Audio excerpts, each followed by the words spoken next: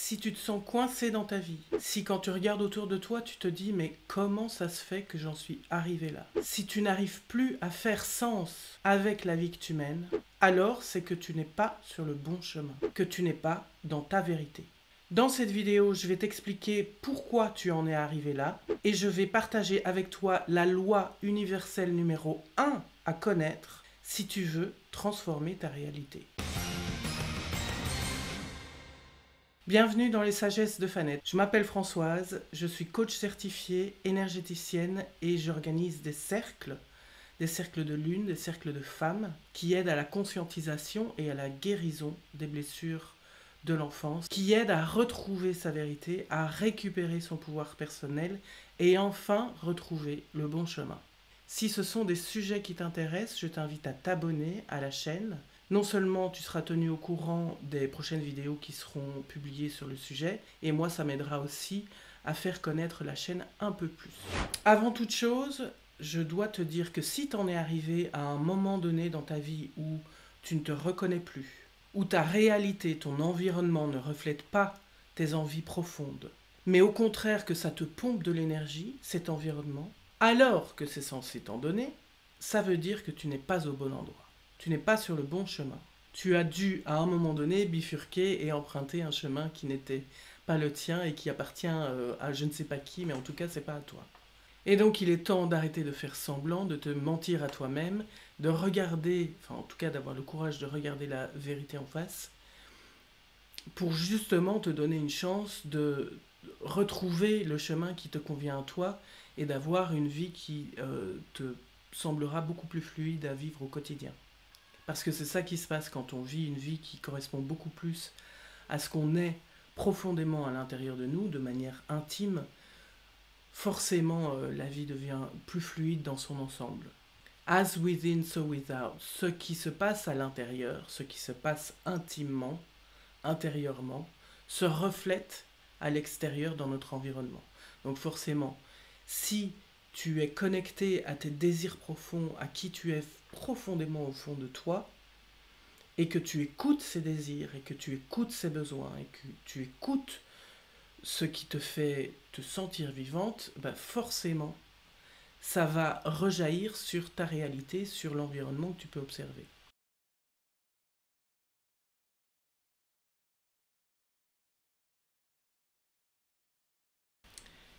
Forcément, si tu te rends compte aujourd'hui que tu n'es pas au bon endroit, c'est qu'à un moment donné, t'as dû te tromper de chemin. En fait, t'as dû, à certains moments de ton expérience de vie, jusqu'ici, t'as dû faire des choix en fonction des besoins de quelqu'un ou des désirs de quelqu'un d'autre, en tout cas de quelque chose à l'extérieur de toi, qui fait que tu as fait des choix qui n'étaient pas en accord avec tes besoins, avec tes désirs profonds. Et c'est à ce moment-là que le chemin a bifurqué. Alors peut-être que tu l'as fait une fois, peut-être que tu l'as fait des dizaines de fois, des centaines de fois. Je ne sais pas, il n'y a que toi qui peux savoir. Mais en tout cas, ce qui est sûr, c'est qu'au moment où tu as fait ces choix, qui ne t'appartenaient pas, tu les as fait toi pour de très bonnes raisons. Tu avais de très bonnes raisons de faire ces choix-là. Le truc, c'est qu'il faut être sincère avec toi, envers toi, en priorité. C'est fini de faire en fonction des autres et c'est fini de faire en fonction de ce qu'on attend de toi à l'extérieur. L'idée aujourd'hui, si tu te rends compte que tu es sur le mauvais chemin, si tu n'es pas en danger physique, c'est d'aller voir à quel moment de l'expérience tu as bifurqué de chemin, à quel moment tu as emprunté un chemin qui ne t'appartenait pas, et de voir si tu as envie d'en changer. Après, la décision, elle t'appartient, ça s'appelle le libre arbitre. Tu as le droit de rester sur le même chemin que là où tu es aujourd'hui et de continuer dans la même direction, et tu as aussi le droit de dire, bah non, en fait, moi, je veux récupérer mon chemin à moi. En gros, il s'agit d'être honnête avec toi-même. De toute façon, une fois que tu décides d'être honnête avec toi-même, ça devient très très compliqué de plus l'être avec les autres. Donc une fois que tu es toi dans ta vérité, à toi, ça devient très très complexe de ne pas être vrai envers les autres, en face des autres. Et pour être honnête envers soi-même, pour oser regarder sa réalité en face, pour avoir le courage d'aller voir où on a pu se tromper, où on a pu s'oublier, où on a pu se trahir, parce que oui, ça demande énormément de courage de faire ça, de regarder ce qu'on n'aime pas dans sa vie, de regarder ce qu'on n'aime pas chez soi, en soi, dans son histoire, dans son expérience, sans se juger, avec de l'autocompassion, oui, c'est très difficile. Et ça, comme d'habitude, je ne le dirai jamais assez, ça prend du temps. Ça commence toujours par une prise de conscience, donc une étape de conscientisation, parce que sans cette conscientisation, on ne peut pas changer sa réalité. On ne peut rien transformer si on n'a pas compris d'où vient le blocage. Ça n'existe pas. Si on n'est pas conscient qu'il y a un blocage, on ne sait même pas qu'on peut transformer quoi que ce soit. On n'a même pas l'idée d'y penser. Et ça prend du temps parce qu'en général, quand on s'est trompé de chemin et qu'on a emprunté un autre chemin pour correspondre aux attentes des autres ou pour correspondre aux besoins des autres ou pour répondre aux attentes et aux besoins des autres, on n'a pas l'habitude de faire en fonction de soi. Donc ne fût-ce que ça, faire en fonction de soi, prendre conscience de ses besoins, prendre conscience de ses désirs, prendre conscience que, non, en fait, on n'a pas les mêmes besoins que les autres, on n'a pas les mêmes besoins, par exemple, de notre famille, on n'a pas les mêmes besoins que nos amis, on n'a pas les mêmes besoins que notre partenaire de vie, on n'a pas les mêmes besoins que nos collègues, on n'a peut-être pas même les mêmes besoins que la culture à laquelle on se sent appartenir. Et donc on est tellement habitué à faire en fonction des besoins des autres que rien que écouter ses propres besoins, si en plus on ne les connaît pas, ça prend du temps, ça demande un vrai parcours, un vrai travail de conscientisation pour pouvoir mettre des mots dessus, avant même d'y répondre. En fait, si tu t'es trompé de chemin parce que tu as répondu aux besoins des autres, tu as des conditionnements qui sont là depuis tellement longtemps que tu ne t'en rends même pas compte. Ils sont inconscients, ultra profondément à l'intérieur de ton système, depuis ta naissance, probablement. Et donc, puisqu'ils sont inconscients, c'est là qu'intervient le travail de conscientisation, de travail de conscience. Pour que ce soit plus clair, je vais illustrer avec un schéma ce dont je parle. Ta vie, elle est faite de choix plus ou moins importants. Alors là, j'ai schématisé au plus facile et au plus rapide sur le schéma, mais en fait, on fait des choix. Tous les jours, on fait des choix qui soient ultra importants, qu'ils aient un impact ultra important sur notre expérience ou pas, mais on fait des choix, ne fût-ce que comment on va s'habiller le matin. Alors il y en a pour qui ce sont des choix qui sont extrêmement importants, et il y en a pour qui ce sont des choix qui importent peu. Par exemple, quelqu'un qui travaille de chez lui en pyjama et ça n'a aucun impact sur le restant de son existence, c'est un choix pour lui qui est complètement minime. Par contre, si c'est quelqu'un qui cherche à être mannequin et qui va courir les castings toute la journée, là, pour le coup, peut-être que ça devient plus important. Donc, notre quotidien est fait de choix minimes. Tout le temps, on fait tout le temps des choix. Des choix plus ou moins importants, avec des conséquences plus ou moins importantes, en fonction des choix. Et donc, à chaque fois que tu es face à un choix, tu choisis une des possibilités qui s'offre à toi. Et les autres, tu les mets de côté. Tu choisis d'aller vivre à tel endroit. Alors là, c'est un choix important qui a des conséquences importantes. Si tu décides de vivre dans le même village que là où tu as grandi depuis que tu es petite, ça aura moins de conséquences que si tu décides d'aller vivre de l'autre côté de la planète. Bon, j'en sais rien en fait. Peut-être que ça a plus de conséquences si tu restes vivre là où tu es. Ça, ça dépend de l'expérience. Autre choix, tu choisis de postuler à tel job et pas à un autre. Tu choisis de faire des études ou pas faire d'études. Tu choisis de te mettre en couple avec telle personne. Tu choisis de t'abonner à telle activité tous les mercredis du mois. Ça va forcément avoir des conséquences, tout ça. Tu choisis de suivre tel ou tel compte sur les réseaux sociaux. Ça aussi, ça aura un impact important sur ta vie, sur ton quotidien, sur ton système de pensée en tout cas. Absolument tous les choix que tu fais, de la tenue que tu vas porter le matin ou de l'endroit où tu vas aller habiter pour vivre ta vie, ou de la personne avec qui tu vas partager ton quotidien, tous les choix que tu fais ont un impact sur ton chemin. D'un point de vue purement spirituel, la vie, c'est avant tout une succession d'expériences. C'est-à-dire que le fait qu'on soit incarné, que notre âme est incarnée dans un corps, ça lui permet de vivre des expériences dans la matière. Ça permet à l'esprit de vivre des expériences dans la matière. De faire des choix, d'aller habiter là, de s'entourer de telle personne, de faire tel métier. Et en fait, l'accumulation de tous ces choix, c'est notre expérience de vie. La vie est une expérience. C'est même un des synonymes qu'on peut utiliser. La vie, c'est l'expérience. Donc pour en arriver à la vie que tu mènes aujourd'hui, pour en arriver à créer l'expérience que tu as vécue jusqu'aujourd'hui, tu as fait des choix, des centaines de choix, tous les jours, depuis que tu es né. Enfin, depuis que tu es en âge de faire des choix. Et ça a une grande importance. Parce que tant que tu n'étais pas en âge de faire des choix, il y a d'autres personnes que toi qui ont fait des choix pour toi. Et ces choix-là ont tout autant d'impact sur ta réalité d'aujourd'hui que les choix que tu as fait toi quand tu étais en âge de faire tes choix d'adulte.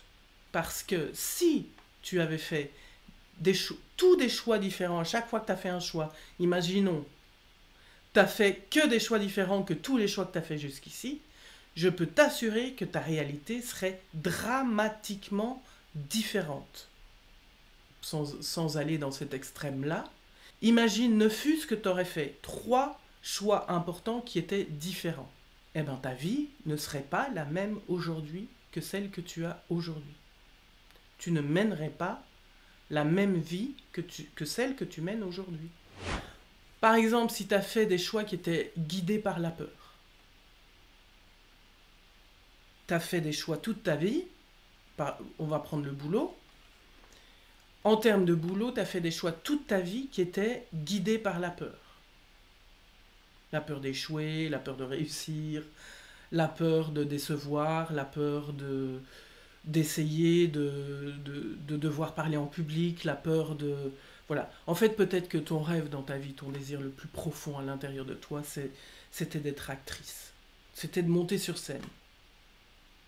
Pour X ou Y raison, même pour chanter, pour jouer des pièces de théâtre, voilà, tu avais envie de monter sur scène.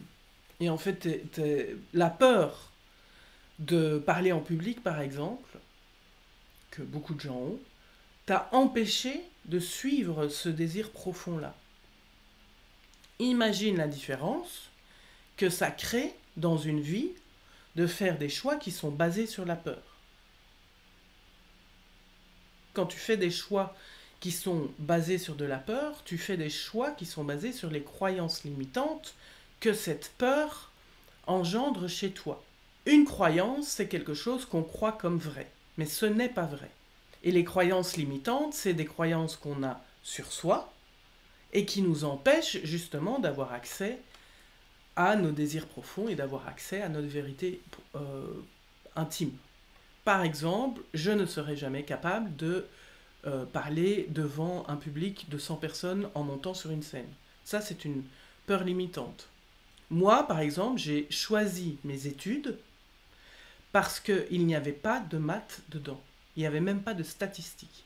Et c'était des études en communication. Et donc, j'ai choisi de faire ces études-là parce que j'avais la croyance limitante que j'étais incapable de comprendre les maths. Mais quelle aurait été ma vie Si j'avais pas eu cette croyance limitante-là, bah, probablement je le saurais jamais. Et je n'ai pas de regrets. Donc ça tombe bien, c'est pas quelque chose que je regrette, c'est pas forcément quelque chose que j'ai envie de changer. Mais par contre, j'avais aussi une croyance limitante que pour avoir un job digne de ce nom, il faut faire des études. Je viens d'une famille où pas forcément tout le monde a fait de grandes études, mais en tout cas, on a cette croyance qu'il faut faire des études pour s'offrir une vie euh, qui a de la valeur, ce qui est complètement débile, parce qu'aujourd'hui, avec le recul, je pense que j'aurais adoré faire quelque chose de beaucoup plus du type artisanat ou du type artistique, par exemple. Je crois que j'aurais adoré ça. Et d'ailleurs, j'ai failli faire photo, c'est vrai. J'ai failli faire des études de photo et il y avait beaucoup de maths et de physique. Et alors là, ça m'a. J'ai dit, mais j'y arriverai jamais, je ne vais même jamais essayer. Ben voilà, j'ai fait un choix que je ne regrette pas. Donc heureusement, ça tombe bien, mais voilà. Ma vie aurait été forcément différente si j'avais fait un choix différent. Ces croyances limitantes, elles influent sur la confiance en soi, elles influent sur l'estime de soi, sur l'image qu'on a de soi, sur ce qu'on imagine qu'on est capable de faire. Et donc forcément, ça influe la capacité à écouter ses propres besoins, à prendre conscience de ses propres besoins, à faire confiance à son intuition et à faire donc des choix qui sont les bons pour soi. Et donc si on a fait des choix en fonction de ces croyances limitantes qui sont basées sur de la peur, forcément il y a des énormes chances que, si c'est ton cas, tu sois sur un chemin qui n'est pas bon pour toi.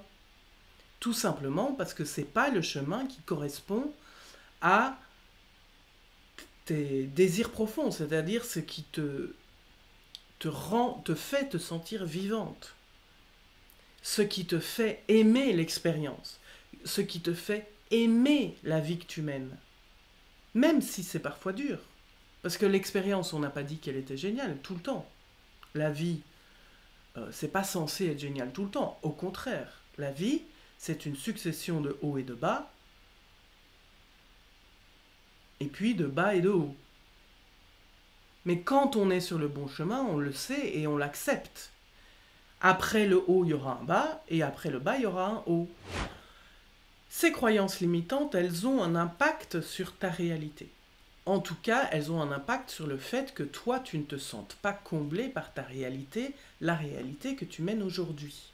Par exemple, si tu as grandi dans un environnement où tu as développé la peur de l'abandon, ou tu as vécu une blessure d'abandon qui reste encore aujourd'hui, et que tu n'as pas guéri, et que tu n'as pas conscientisé, et compagnie, tu as probablement grandi avec la croyance limitante que les autres finissent toujours par m'abandonner, et il y a sûrement des grandes chances qu'une fois devenu adulte, tu te sois créé un environnement, que tout au long de ton expérience, tu aies fait des choix en fonction de cette croyance-là.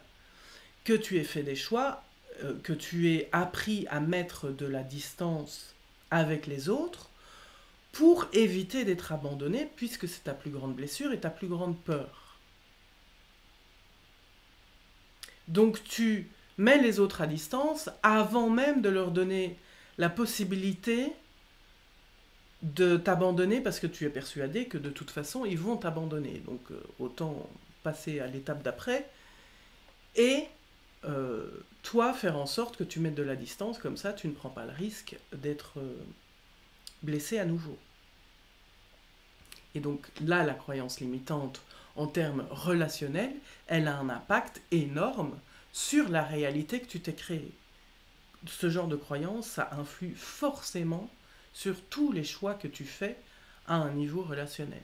Autre exemple, si tu as grandi avec la croyance « personne ne me voit ni ne fait attention à moi, je suis invisible », tu as appris à te déconnecter des autres avant même de leur donner une chance que eux ou que elles puissent te voir tel que tu es réellement.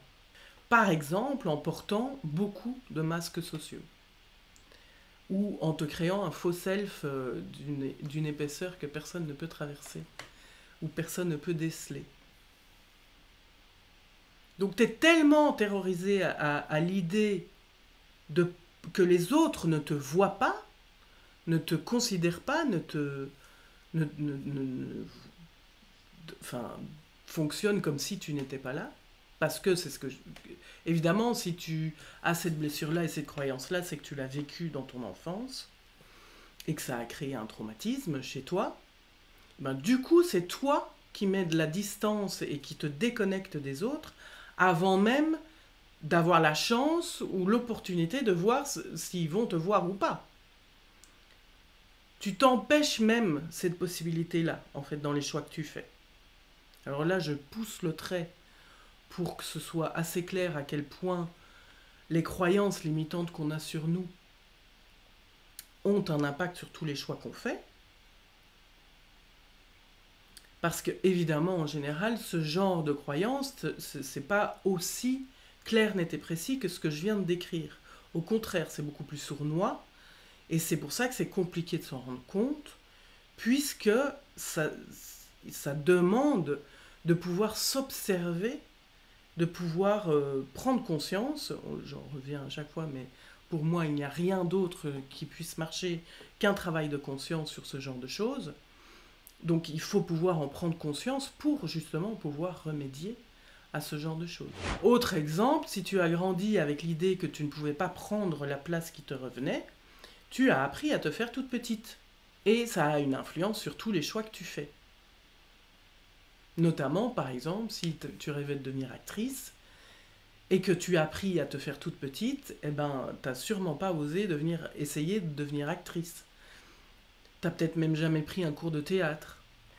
Tu es peut-être même terrorisé à l'idée d'aller devant une audience et de répondre à une question ou de faire une conférence, par exemple. Ou même une réunion au travail et tu dois prendre la parole parce que tu dois expliquer un projet ou quelque chose dans le genre, peut-être que ça te terrorise. Et que si ça te terrorisait pas, eh ben, tu serais devenue actrice à succès, tu serais montée dans la hiérarchie à ton boulot beaucoup plus facilement parce qu'on aurait dit « Ah, mais elle parle bien en public, elle explique bien les projets, tout ça. » Et voilà, t'es passé à côté peut-être d'une expérience qui t'aurait plus correspondu. Donc ça, c'est l'impact que les croyances limitantes qu'on a depuis notre enfance et qui font partie de notre système peuvent avoir sur la réalité qu'on mène aujourd'hui. Tes choix reflètent tes croyances inconscientes, tes blessures et tes traumatismes. Et pour te sortir de ces schémas répétitifs et transformer ta réalité, la seule première chose que tu peux faire, c'est t'asseoir en tête-à-tête avec toi-même et prendre ton courage à deux mains pour oser regarder cette réalité-là en face.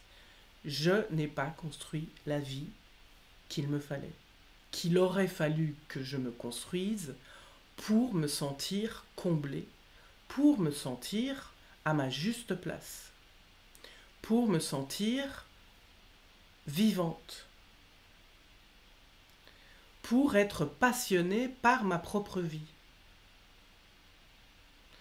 pour me lever tous les matins avec la niaque, avec le sourire, avec l'envie d'y aller.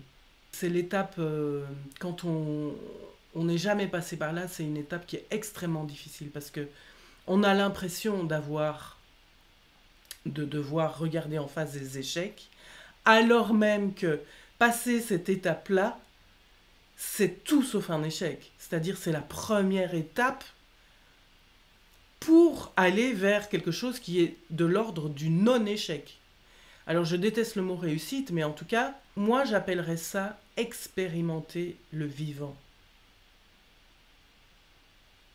J'appellerais ça être sur le bon chemin, et c'est ce que moi j'appelle la vérité. Parce que quand on récupère son pouvoir personnel, le pouvoir personnel, c'est le pouvoir qui permet de faire les choix qui nous correspondent exactement, en tout cas qui correspondent à nos besoins et à nos désirs profonds. C'est ça le pouvoir personnel.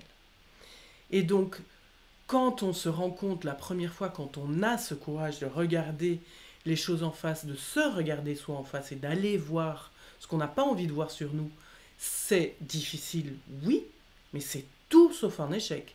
Parce que c'est exactement le moment qui va nous mener vers ce pouvoir personnel qu'on a perdu tout au long du chemin. Réussir à mettre ses croyances limitantes de côté, à mettre ses blessures de côté, à mettre ses traumatismes de côté, pour avoir une vision la plus claire possible, la plus réaliste possible de ton expérience, de ton histoire, c'est tout sauf un échec. L'idée, c'est d'apprendre à t'observer, à observer ton expérience, ton vécu, avec distance, comme si tu étais un aigle, ou comme si tu étais au 100e étage d'un building, au penthouse, et que tu regardais ta situation en bas qui se déroule au rez-de-chaussée. Tu prends de la hauteur, tu prends de la distance pour regarder les choses comme si tu observais ta propre vie. C'est ça le travail de conscience. C'est comme ça que tu vas pouvoir discerner là où tu as fait des choix qui ne sont pas les tiens. C'est là où tu vas pouvoir aller mettre le doigt sur les raisons qui t'ont poussé à faire tel ou tel choix à tel ou tel moment de ta vie, qui n'étaient pas les tiens, mais tu vas pouvoir aller mettre des mots sur « Ah ben oui, mais en fait, j'ai fait ce choix pour telle et telle raison. » Est-ce que ces raisons m'appartiennent ou est-ce que ces raisons ne m'appartiennent pas? Est-ce qu'aujourd'hui, j'ai envie de faire différemment? Est-ce qu'aujourd'hui, j'ai envie de faire des choix en fonction d'autres raisons? Ce genre de questions-là, tu ne peux le faire qu'en t'observant de haut ou de loin. Sinon, tu es trop prise par ta propre vie, par ta propre intériorité. Et c'est là où c'est très compliqué. C'est quand on est prise par les émotions que ça vient remuer. Et si c'est quelque chose que tu ne te sens pas capable de faire seul, je t'encourage, mais plus que jamais, à faire quand même ce travail, entouré, accompagné par quelqu'un dont c'est le métier qui va pouvoir t'aider à y voir plus clair, avec de la distance, à pouvoir détricoter tout ce qui s'est passé dans ta vie pour que tu en arrives à faire des choix qui ne sont pas les bons pour toi, pour que tu en arrives à vivre une réalité qui te comble pas, qui te peine plus qu'autre chose, qui te draine. Donc, si tu ne te sens pas de le faire seul, et je n'encourage personne à le faire seul, en tout cas sûrement pas au début, parce que c'est très très compliqué à faire, va voir quelqu'un. Va voir quelqu'un dont c'est le métier, renseigne-toi sur qui fait ça bien autour de toi, et si tu veux commencer à te poser des questions d'introspection, justement pour apprendre à prendre un peu de hauteur et de la distance, je t'invite à t'inscrire à la newsletter. Je te laisse le lien dans les notes en dessous de la vidéo. Il y a un lien sur lequel tu peux cliquer pour t'inscrire à la newsletter. Et moi, régulièrement, j'envoie des newsletters qui contiennent des questionnements, des prises de conscience et des questions que tu peux commencer à te poser justement pour réfléchir à ton chemin. Est-il le bon? Est-il pas le bon? Est-ce que tu as envie de changer? Ou tu n'as pas envie de changer? En tout cas, la question sera posée. Dans les cercles que j'anime, les cercles de Fanette, que j'anime autour des cycles de la Lune, en utilisant les énergies de la Lune, je vois bien à quel point ça peut aider de faire partie d'un cercle où d'autres personnes aussi partagent leur conscientisation, leurs expériences, leur chemin, leurs questionnements. Ça aide toujours aussi beaucoup d'entendre quelqu'un d'autre dire tout haut des choses qui souvent résonnent à l'intérieur de chacune, y compris de moi d'ailleurs. Donc pareil, si tu as envie de participer aux cercles digitaux que je suis en train de mettre sur pied, je t'invite à aller t'inscrire via le lien que je laisse pour toi dans les notes de cette vidéo juste en dessous. Il y a une dernière chose qu'il faut absolument que je te dise avant de conclure cette vidéo. Si tu veux changer ton expérience, transformer ta réalité et faire des choix qui sont plus alignés avec qui tu es vraiment à l'intérieur, il faut que tu sois d'accord, il faut que tu acceptes quelque chose, une loi universelle, qu'on ne peut pas changer, c'est impossible de faire autrement. Si tu veux du nouveau, il faut faire de la place pour du nouveau. Ça veut dire que si tu veux que quelque chose de nouveau rentre dans ta vie, il faut avoir la capacité de dire au revoir à quelque chose qui n'a plus de place dans ta vie. La plupart des gens, quand ils veulent quelque chose de nouveau, ils veulent que quelque chose change, ils se précipitent sur ce nouveau chemin qui débute, ou sur cette nouvelle aventure qui débute, ou sur cette nouveauté qui fait irruption dans leur quotidien. Sauf que ça ne fonctionne pas. Si on n'a pas fait le travail de comprendre qu'il fallait arrêter d'avoir telle croyance limitante, si on n'a pas travaillé sur nos blessures, si on n'a pas travaillé sur nos traumatismes et l'implication qu'ils ont eue jusqu'à présent dans nos vies, on est incapable de les mettre derrière nous. Et donc ils vont revenir nous hanter, peu importe la nouvelle aventure dans laquelle on se lance et qu'on est, on est complètement passionné, et ça y est, on a décidé, la vie va changer maintenant. Je vous assure que ces trucs-là qu'on n'a pas réglés vont revenir faire leur apparition sous une autre forme, mais ils vont revenir. C'est important de terminer les cycles. La vie est faite de cycles. C'est bien pour ça que j'organise et que j'anime des cercles qui utilisent les cycles de la Lune, parce que la Lune est le satellite qui tourne autour de la Terre, donc bon, ça tout le monde le sait, mais la Lune nous montre à quel point la vie est faite de cycles. Et que tous les ans, la nouvelle Lune en Vierge va faire son apparition. La vie est faite de cycles, il n'y a qu'à voir les saisons. Tous les ans, toutes les saisons reviennent. Là, on va rentrer dans l'automne bientôt.